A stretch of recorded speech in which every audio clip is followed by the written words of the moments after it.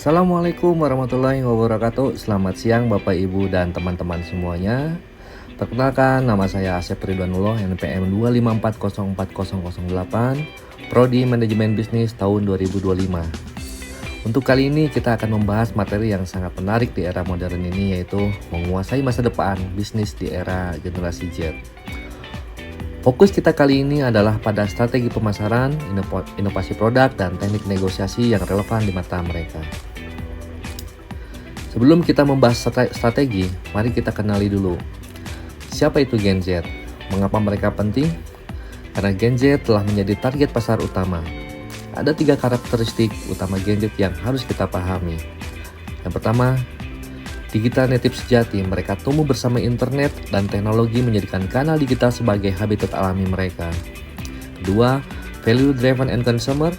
Gen Z tidak hanya membeli produk, mereka membeli nilai dan visi. Mereka peduli dengan etika, isu sosial, dan transparansi merek. Ketiga, pragmatic and frugal.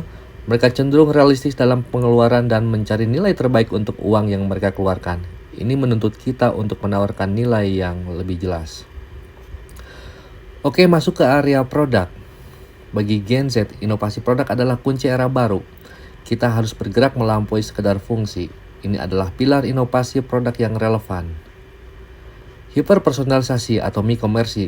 Mereka mengharapkan produk layanan yang dirancang secara unik untuk mereka. Personalisasi masif adalah standar baru. Etika dan sustainability, produk harus memiliki dampak positif. Gen Z akan memilih merek yang menjunjung tinggi etika dan praktek berkelanjutan. Digital dan experience, batasan antara dunia fisikal dan digital semakin kabur. Mereka ingin pengalaman yang terintegrasi seperti mencoba produk secara virtual sebelum membelinya di toko secara fisik. Lalu, bagaimana cara kita berkomunikasi dengan Gen Z? Poin pentingnya adalah membangun percaya.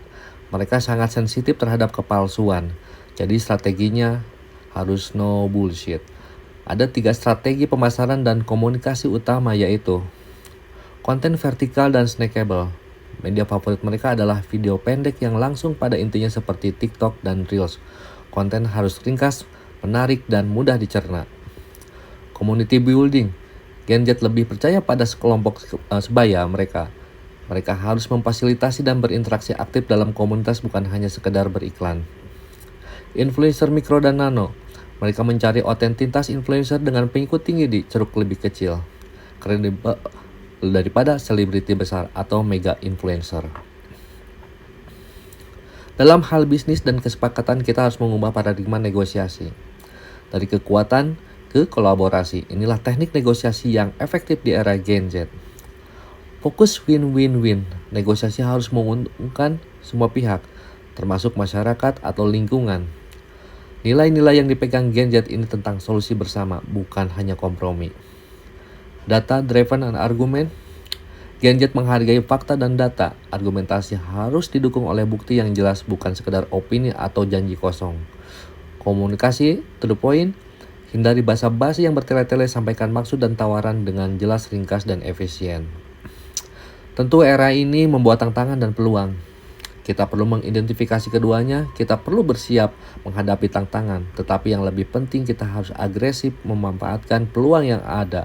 Intinya adalah kemampuan kita untuk terus belajar dan beradaptasi dengan kecepatan perubahan mereka. Oke, sebagai penutup sebelum kesimpulan, ada kunci sukses 3T yang harus dipegang teguh saat berbisnis dengan Gen Z.